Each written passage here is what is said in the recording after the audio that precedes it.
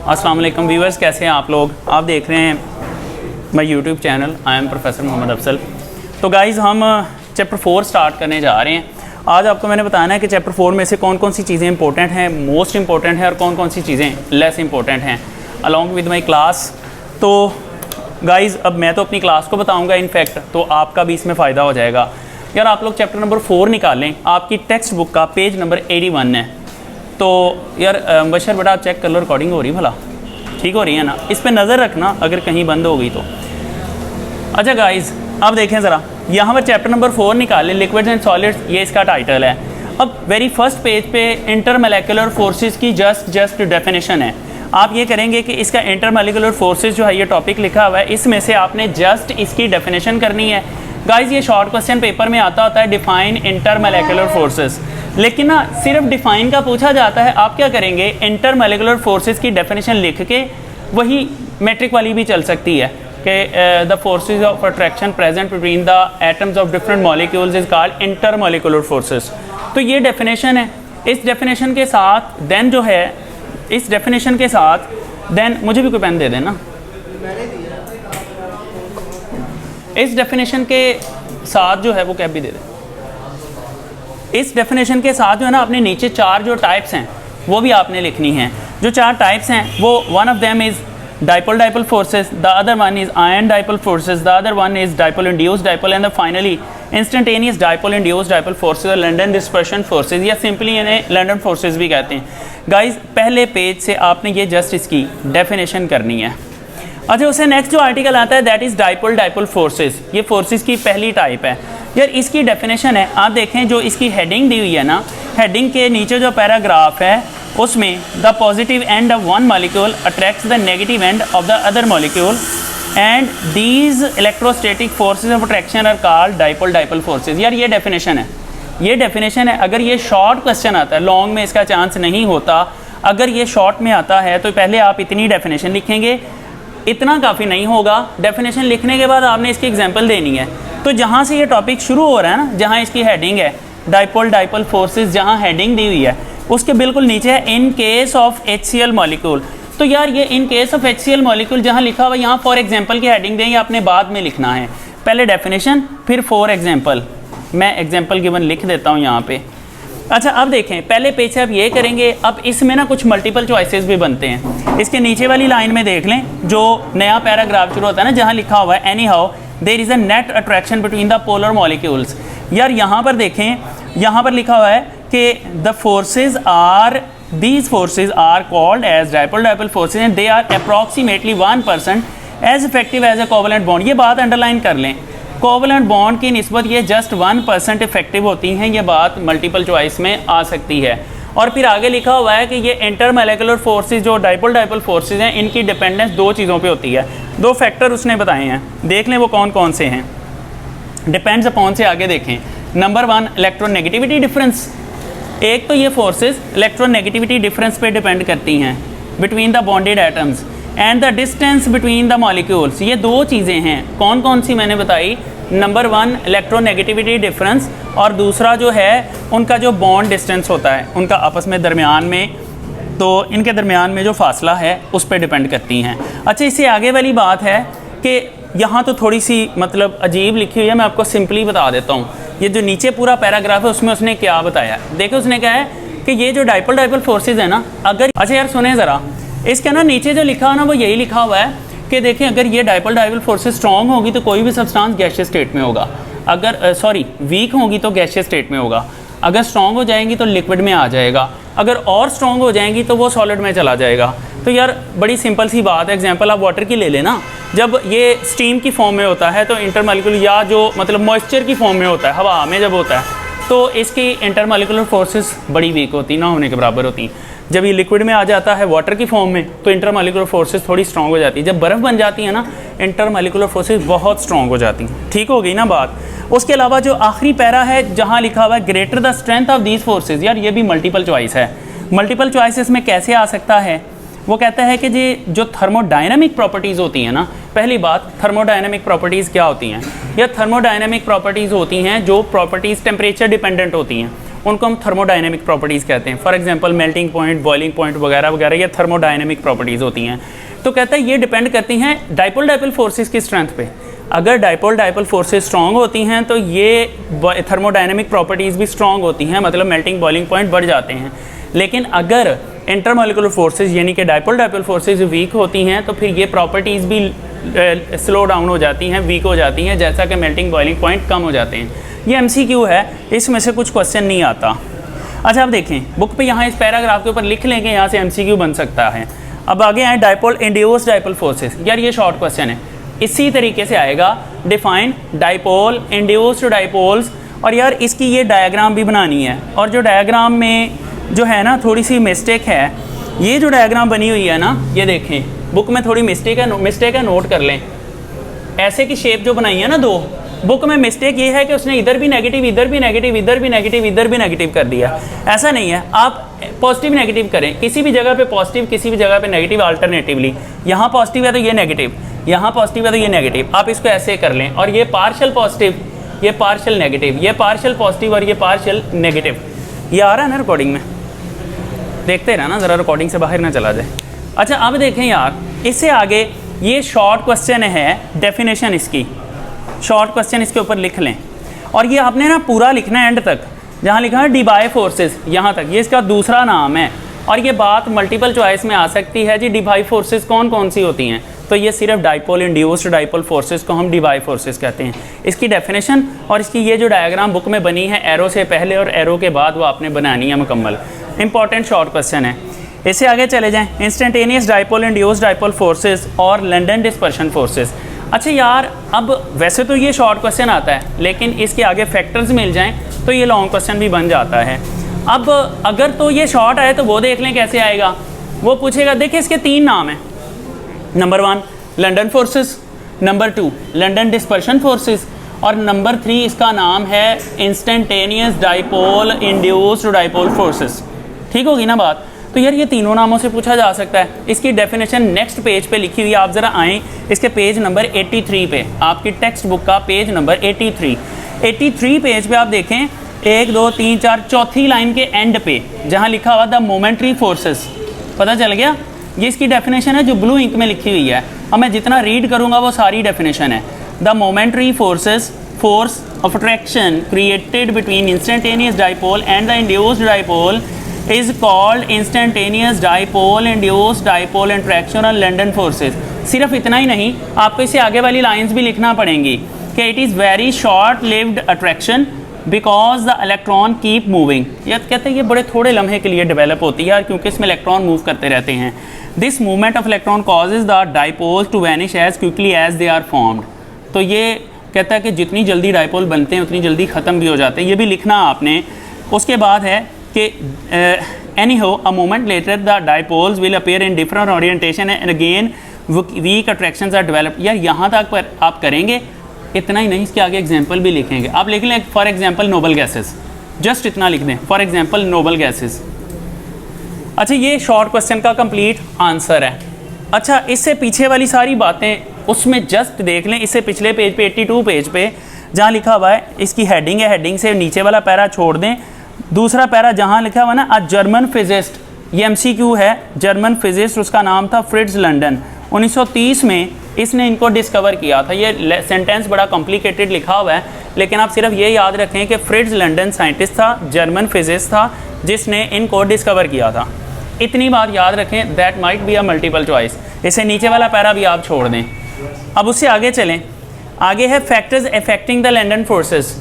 यार ये long question आ सकता है। क्वेश्चन कैसे आएगा उसकी स्टेटमेंट सुन लें। Define London dispersion forces, discuss factors affecting them. ये क्वेश्चन ऐसे आ सकता है। इसके टोटल 3 फैक्टर हैं। 1 नंबर की डेफिनेशन हो जाती है, 3 नंबर के 3 फैक्टर हैं। मैं आपको बता देता हूँ आपने कितने करने हैं। सबसे पहले आप पेपर में हेडिंग देंगे factors affecting the London forces, ये बड़ी हेडिंग सेंटर में देंगे आप। उसके बाद पहला फैक्टर है, पहला फैक्टर जो है वो शुरू होता है दूसरी लाइन से, जहाँ लिखा हुआ ना the strength of these forces. The strength of these forces, यहाँ पर देखें, यहाँ पर आप हेडिंग दें साइज ऑफ एटम की। पहला फैक्टर नंबर 1 डाल के साइज ऑफ एटम, हाँ ये पहला फैक्टर है साइज ऑफ एटम। यहाँ से लेकर इसको आप लिखेंगे इस पैराग्राफ के लास्ट तक जहाँ लिखा हुआ है फ्रॉम हीलियम टू रेडॉन, यहाँ तक आप इसको लिखेंगे। हीलियम टू रेडॉन, इसको चेक करें, फ्रॉम हीलियम टू रेडॉन लिखा हुआ ना बिल्कुल लास्ट पे, वहाँ तक आप करेंगे। और यार ये शॉर्ट क्वेश्चन भी है, वो आपसे ये पूछ सकता है कि how London forces are affected by size of atoms, ठीक है ना। इसी तरह आप दूसरे फैक्टर की तरफ आ जाएं, इसके नीचे वाला आगे वाली लाइन से छोड़ दें, इससे आगे 1 2 3 4 लाइन्स छोड़ दें जहाँ लिखा ना पोलराइजेबिलिटी, ये सेकंड फैक्टर है। इसके ऊपर हेडिंग भी पोलराइजेबिलिटी की आएगी, सेकंड फैक्टर की हेडिंग पोलराइजेबिलिटी की आएगी। और पोलराइजेबिलिटी जो है इसकी डेफिनेशन और ये एंड तक आपने इसको कंप्लीट करना है जहाँ पर लिखा हुआ है then that of fluorine, then that of fluorine. अच्छा, इसमें ना मेल्टिंग बॉइलिंग पॉइंट्स दिए हुए हैं, यहाँ पर देखें, यहाँ पर आयोडीन का बॉइलिंग पॉइंट दिया है प्लस 184.4 डिग्री सेंटीग्रेड, ये मल्टीपल चॉइस है। इससे ऊपर वाली लाइन में इसे बिल्कुल इसी लाइन के स्टार्ट पे फ्लोरीन का बॉइलिंग पॉइंट दिया हुआ है दैट इज़ -188.1 डिग्री, ये भी मल्टीपल चॉइस है। और रूम टेम्परेचर पे फ्लोरीन क्लोरीन गैस होती हैं और जो ब्रोमीन है वो लिक्विड है और आयोडीन सॉलिड है। ये सारा इस पैराग्राफ में लिखा हुआ है, आपने इसको कम्प्लीटली मेमोराइज करना है। और इसमें से क्वेश्चन क्या आता है, क्वेश्चन वैसे नोट्स वगैरह में भी है, वो मैंने लिखा हुआ है इसका आंसर, वहाँ से भी देख लें। मैं क्वेश्चन बोल देता हूँ, इसका क्वेश्चन ऐसे आता है कि the boiling point of iodine is plus 184.4 degree centigrade while that of fluorine is -188.1 degree centigrade why. तो इसके आंसर में फिर आपको ये पूरा लिखना पड़ेगा, पूरा फैक्टर लिखना पड़ेगा, ठीक है ना। फिर आपको इसके कंप्लीट मार्क्स मिलेंगे। साथ में आपने इनकी फिजिकल स्टेट्स भी लिखनी है, वो इसमें लिखी हुई हैं। इससे आगे चलें, तीसरा फैक्टर आ जाता है जहाँ लिखा ना अनदर इंपॉर्टेंट फैक्टर, यहाँ पर आप लिखेंगे नंबर ऑफ़ एटम्स, ये इसका तीसरा फैक्टर है, नंबर ऑफ़ एटम्स, ठीक है। अब इसमें देखिए स्टार्ट से आपने लिखना है, स्टार्ट से आपने लिखना है अनदर इंपॉर्टेंट फैक्टर से लेकर इससे आगे चलते जाएँ। आपने लिखना है इसको, अगले पेज पे आ जाएं, पेज नंबर 84 के 1 2 3 4 5 6 7th लाइन के एंड पे आ जाएं, जहाँ पर लिखा हुआ है ना 7th लाइन से आगे 8 9th लाइन पे जहाँ लिखा हुआ है फाइनली बिकम सॉलिड्स, यहाँ तक आप इसको करेंगे, फाइनली बिकम सॉलिड। अब इसके अंदर ना उसने दो मिसालें दी हैं, एक उसने C2H6 की मिसाल दी है, C2H6 की एग्जांपल दी है, और एक उसने C6H14 की एग्जांपल दी है। यार वो कहता है कि जो ये C2H4 इसका जो बॉइलिंग पॉइंट है वो है -88.6 डिग्रीज़, और इसका बॉइलिंग पॉइंट वो बता रहा है कि that is 68.7 plus 68.7 degrees. Question है कि ऐसा क्यों है, इसका शॉर्ट क्वेश्चन बनता है। वो कहता है the boiling point of C6H14 is plus 68.7 and that of C2H6 is -88.6 Y.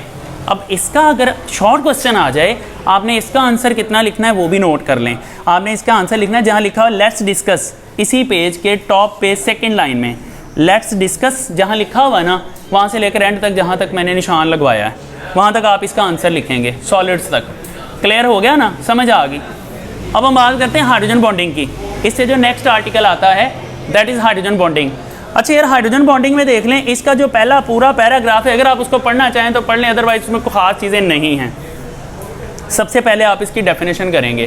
तो मैंने आपको बताया था कि जो हाइड्रोजन बॉन्डिंग होती है ना, हाइड्रोजन बॉन्डिंग अट्रैक्शन की फोर्सेज है बिटवीन हाइड्रोजन, फिर most electronegative element of the periodic table that is fluorine, then second number पे ऑक्सीजन, देन नाइट्रोजन। तो मैंने आपसे कहा था कि hydrogen bonding is basically H FON, ठीक है ना, आईफोन तो सुना होगा, ये एच फोन जो है बेसिकली हाइड्रोजन बॉन्डिंग है। Most electropositive element of the periodic table that is hydrogen, ये पॉजिटिव, और सबसे ज़्यादा इलेक्ट्रोनेगेटिव फ्लोरीन, दूसरे नंबर पे ऑक्सीजन, तीसरे नंबर पे nitrogen. Most electronegative elements of the periodic table जब हाइड्रोजन के साथ अट्रैक्शन की फोर्स शो करते हैं, हम उसको हाइड्रोजन बॉन्डिंग का नाम देते हैं। समझ आ गई ना। तो hydrogen bonding is basically H phone, इस तरह से इसको आपने याद रखना है।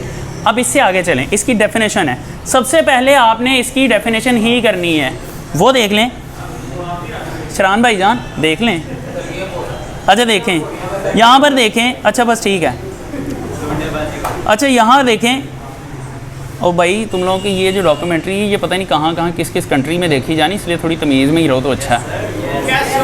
अच्छा देखें, यहाँ पर देखें, इसमें ना आपने डेफिनेशन करनी है। डेफिनेशन है hydrogen bonding is the electrostatic force of attraction. Page number 84 के लास्ट 3 लाइंस में इसकी डेफिनेशन है, ब्लू इंक में लिखी हुई है। अच्छा, ये डेफिनेशन लिख के आगे वाली लाइन भी आपको लिखना पड़ेगी कि the electronegative atom responsible for creating hydrogen bonding are fluorine, oxygen, nitrogen and rarely chlorine. Chlorine का क्या फंडा है ये तो हम आगे चल के डिस्कस करेंगे, इधर तक आप इसकी डेफिनेशन करेंगे, लेकिन इतना इनफ नहीं है। आपने अब ना इसके डेफिनेशन लिखने के बाद आपने इसमें 3 एलिमेंट्स की बात की ना हमने, जिनमें से number 1 that is fluorine, oxygen and nitrogen. Fluorine के साथ हाइड्रोजन मिलेगी तो HF बनेगा, ऑक्सीजन मिलेगी तो H2O बनेगा, नाइट्रोजन मिलेगी तो NH3 बनेगा। आपने इन तीनों में से एटलीस्ट एक का स्ट्रक्चर ज़रूर बनाना है, ठीक है ना। तीनों में से एटलीस्ट एक का आपने स्ट्रक्चर ज़रूर ड्रॉ करना है। समझ आ गई बात की, फिर आपका ये क्वेश्चन कंप्लीट होता है। अब ये शॉर्ट में आए तो जस्ट आपने इतना करना है, लेकिन यार अगर लॉन्ग क्वेश्चन में आ जाए ना, फिर आगे इसकी एक एप्लीकेशन भी पूछेगा। तो आगे इसकी एप्लीकेशन की तरफ जाने से पहले 1-2 और बातें हैं, मैं आपको वो भी हाईलाइट करवा दूँ। यहाँ पर देख लें, पेज नंबर 85 पे जो सेकेंड पैराग्राफ है, जहाँ लिखा ना it is not advisable to limit the hydrogen bonding to the above mentioned electronegative atoms. कहता लाजमी नहीं है कि हाइड्रोजन एटम नहीं, यहाँ बेसिकली मॉलिक्यूल्स आना है। 3 मॉलिक्यूल्स बताए ना उसने, पहला HF, दूसरा H2O, तीसरा NH3। कहता लाजमी नहीं है कि हाइड्रोजन बॉन्डिंग इन तीनों में ही होती है। इसके अलावा कहता जहाँ जहाँ किसी भी कंपाउंड में हाइड्रोजन के सामने ऑक्सीजन आ जाएगी, हाइड्रोजन बॉन्ड बनेगा। नाइट्रोजन और हाइड्रोजन आमने सामने आ जाएंगे, हाइड्रोजन बॉन्ड बनेगा। उसके अलावा फ्लोरीन, हाइड्रोजन सामने आ जाएगी तो हाइड्रोजन बॉन्ड शो होगा। जैसे कि उसने बुक में एग्जांपल दी है, उसने क्लोरोफॉर्म और एसीटोन की एग्जांपल दी है। बिल्कुल टॉप पे देखें, लेफ़्ट साइड पे डायग्राम के अंदर जो राइट साइड पे डायग्राम बनी है, उसमें उसने 2 कंपाउंड शो किए हैं डायग्राम 4.5 में। लेफ़्ट वाला जो कंपाउंड है वो है क्लोरोफॉर्म, उसकी हाइड्रोजन आ रही है राइट साइड को बाहर, और जो राइट साइड पे कंपाउंड है वो है एसीटोन, एसीटोन की ऑक्सीजन बाहर आ रही है। तो एसीटोन के ऑक्सीजन और क्लोरोफॉर्म की हाइड्रोजन के दरमियान में से हाइड्रोजन बॉन्ड शो किया हुआ है। तो देखें ना, ये ना HF है, ना ये H2 है, ना ये NH3 है। तो कहता लाजमी नहीं है कि हाइड्रोजन बॉन्डिंग इन तीनों में होगी। हाइड्रोजन बॉन्डिंग जहाँ जहाँ भी हाइड्रोजन ऑक्सीजन के सामने आएगी, हाइड्रोजन नाइट्रोजन के सामने आएगी, हाइड्रोजन फ्लोरीन के सामने आएगी, हाइड्रोजन बॉन्ड शो होगा। समझ आई ना बात की। अब इससे थोड़ा सा आगे चलते हैं, इससे आगे चलें। ये MCQ है, बस इसको ऐसे ही याद रखना आप लोगों ने, स्पेशली इसको निशान ना भी लगाएं। तो अब आगे देखें, दूसरे इससे आगे वाला पैरा छोड़ दें, उससे आगे वाले लास्ट पैरा पे चलें आप। The exceptional low acidic strength of HF molecule. कहता है हेलोजन एसिड्स जो होते हैं, हेलोजन एसिड्स मैं बता दूं, ये देख लें, हेलोजन एसिड्स, हेलोजन एसिड्स यार ये होते हैं जिनमें हेलोजन और हाइड्रोजन भी हो। मतलब ये होते हैं HF, फिर HCl, फिर HBr और फाइनली HI। अब वो कहता है कि बताएं जी, जो HF है वो वीक एसिड है तो क्यों है? कहता है ये एसिड वीक है, ये एसिड स्ट्रॉन्ग है, ऐसा क्यों है? तो इसका जो आंसर है वो बड़ा सिंपल है। आपने इसका आंसर या तो नोट्स में से देख लें या फिर आप इसका आंसर खुद बना सकते हैं। मैं आपको हिंट दे देता हूँ यार, बड़ी सिंपल सी बात है। HF जो है ये हाइड्रोजन बॉन्डेड है, हाइड्रोजन बॉन्डेड मॉलिक्यूल है। जो HI है नो हाइड्रोजन बॉन्डिंग, इसमें हाइड्रोजन बॉन्डिंग नहीं होती। देखें, एक स्ट्रॉन्ग एसिड वो होता है जो प्रोटॉन जल्दी लूज़ कर देता है, H पॉजिटिव जल्दी लूज़ कर देता है। अब HF के अंदर हाइड्रोजन बॉन्डिंग है, उसके अंदर जो H पॉजिटिव आयन है वो दोनों तरफ से फ्लोरीन उसको घेर लेती है। एज ए रिजल्ट वो बॉन्ड जल्दी नहीं टूटता और प्रोटॉन लूज़ नहीं होता, इसलिए वो वीक एसिड हो जाता है। HI जो है ना वो हाइड्रोजन बॉन्डेड नहीं है, हम उसको जैसे ही पानी में ऐड करते हैं ना, वो फट से नॉन हाइड्रोजन बॉन्डिंग मॉलिक्यूल होने की वजह से वो फटाफट H पॉजिटिव आयन लूज़ कर देता है। एज ए रिज़ल्ट क्या होता है कि वो स्ट्रॉन्ग एसिड कंसिडर होता है। इसकी फाइनली एंड पे आपने HF का स्ट्रक्चर बना देना है। HF का स्ट्रक्चर बुक में बना हुआ है, आपने वो स्ट्रक्चर एंड पे बना देना है। ये इंपॉर्टेंट शॉर्ट क्वेश्चन है। क्वेश्चन क्या आता है? HF is a weak acid as compare to HI। Why? ठीक है ना, ये मैंने बोल दिया है, जब आप वीडियो सुनेंगे तो आप वहाँ से फिर नोट कर सकते हैं। अच्छा जी, इसका आंसर आप बुक से लिख लें या जैसे मैंने इंस्ट्रक्शन दी है ये सुन के आप खुद लिख लीजिएगा इसका आंसर, लेकिन आपने खुद क्रिएट करना है, इससे आपका कॉन्फिडेंस बढ़ेगा। अच्छा, अब इससे आगे चलें। Properties and applications of compounds containing hydrogen bonding. सबसे पहली जो है thermodynamic properties of covalent hydrides है। या thermodynamic properties of covalent hydrides क्या होती हैं। थर्मोडायनेमिक प्रॉपर्टीज़ के बारे में मैं आपको पहले बता चुका हुआ हूँ। तो देखिए थर्मोडायनेमिक प्रॉपर्टीज़ कौन सी होती हैं, ऐसी प्रॉपर्टीज जो टेम्परेचर अफेक्टेड होती हैं। सबसे पहले हम बॉइलिंग पॉइंट की ही बात करते हैं। बॉइलिंग पॉइंट बेसिकली टेम्परेचर के साथ डील करता है ना, तो बॉइलिंग पॉइंट की जो प्रॉपर्टीज़ हैं वो मतलब हैं थर्मोडायनेमिक प्रॉपर्टी। अब यहाँ पर हमने देखना कोवलेंट हाइड्राइड्स की बात हो रही है। कोवलेंट हाइड्राइड, पहले मैं बता दूँ हाइड्राइड्स कौन से होते हैं। ऐसे कंपाउंड बाइनरी कंपाउंड्स होते हैं जिनमें एक हाइड्रोजन होती है और कोई दूसरा एलिमेंट हाइड्रोजन के साथ आके कोवलेंट बॉन्ड बना ले। जैसा कि देखें सोडियम है ना, सोडियम हाइड्रोजन के साथ बॉन्ड बनाता है तो आयनिक बॉन्ड बनाता है, वो आयनिक हाइड्राइड होगा। लेकिन जब क्लोरीन की बात करते हैं HCl बनता है तो हाइड्रोजन और क्लोरीन के दरमियान में शेयरिंग से बॉन्ड बनता है और वो होता हाइड्राइड है। एक क्लोरीन और एक हाइड्रोजन है, ये बाइनरी कंपाउंड होगा, ये हाइड्राइड होगा और ये कोवलेंट हाइड्राइड होगा। ठीक होगी ना बात। अब इसके अंदर पेज नंबर 85 पे जो इन्फॉर्मेशन दी हुई है वो उसको आप स्किप कर दें, सारे पैराग्राफ को उसको स्किप कर दें। Thermodynamic properties of covalent hydrides में जो वेरी फर्स्ट पैराग्राफ है उसको स्किप कर दें। सेकंड पैराग्राफ जो है, सेकंड पैराग्राफ को भी आपने जस्ट रीड कर लें, उसमें से जो पिक करने वाली बातें हैं वो मैं आपको वैसे बता देता हूँ। अच्छा इसमें देख लें, पेज नंबर 86 पे आएँ ज़रा। पेज 86 पे ना जो सेकंड लाइन है, सेकंड पैराग्राफ है सॉरी, जहाँ लिखा है when we consider the hydrides group 5A। अब ग्रुप 5A के हाइड्राइड्स कौन, ये ना बड़ी सिंपल सी बात है। देखें उसने बात की है ग्रुप 5A की, मतलब NH3 की। नहीं आ रहा इसमें, इधर ठीक है यार। देखें NH3 की बात की गई है, फिर H2O की बात की गई है, फिर HF की बात की गई है। अच्छा एक बड़ी कॉमन सी बात है, देखें वो कहता है यहाँ पर देख लें when we consider the hydrides group 5A, ये ग्रुप 5A में से है। फिर उसके बाद कहता है ग्रुप 6A, ये ग्रुप 6A में से है। हाइड्राइड और ग्रुप 7A, ये 7A में से है। कहता है जब हम इनको कंसीडर करते हैं तो कहता है कि जैसे जैसे हम इधर को जाते हैं बॉइलिंग पॉइंट बढ़ना चाहिए, क्योंकि हाइड्रोजन बॉन्डिंग स्ट्रॉन्ग हो जाती है।